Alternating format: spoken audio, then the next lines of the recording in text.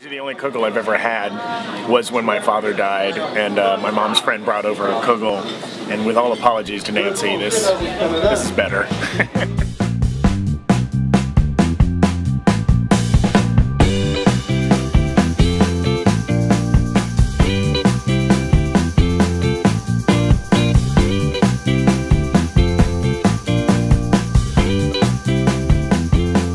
Jewish cuisine, there's some things that have crossed over into the mainstream, things like pastrami and corned beef, you know, from deli cuisine, and everybody's familiar with that.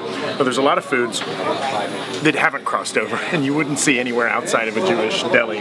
This is a potato stuffed Knish. It's got like a nice flaky baked crust on the outside, and then it's potato stuffing on the inside. These also come with like meat on the inside. This one just has potatoes.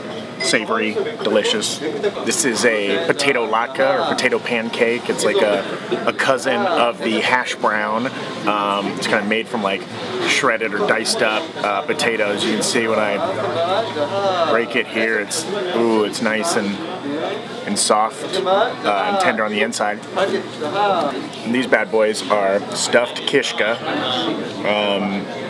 A meaty, sausagey kind of vibe. I think this is in the great tradition of blood sausages that so many different cultures have, from the Koreans to the Irish to whoever.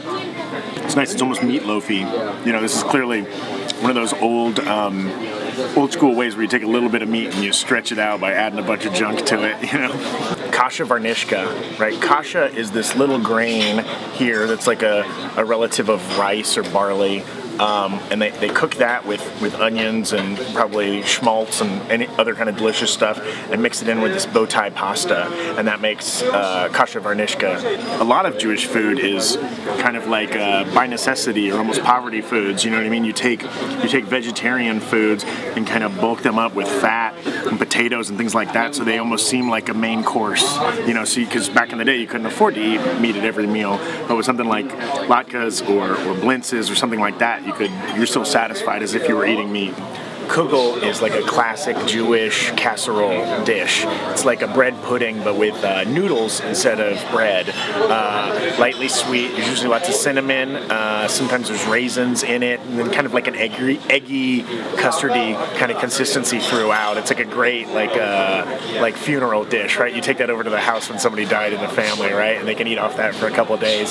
So it's also a great thing, like really justifiably could be eaten 3 meals a day, right? Because it's kind of breakfasty, also kind of desserty, you know, filling enough to be a main course. It's amazing.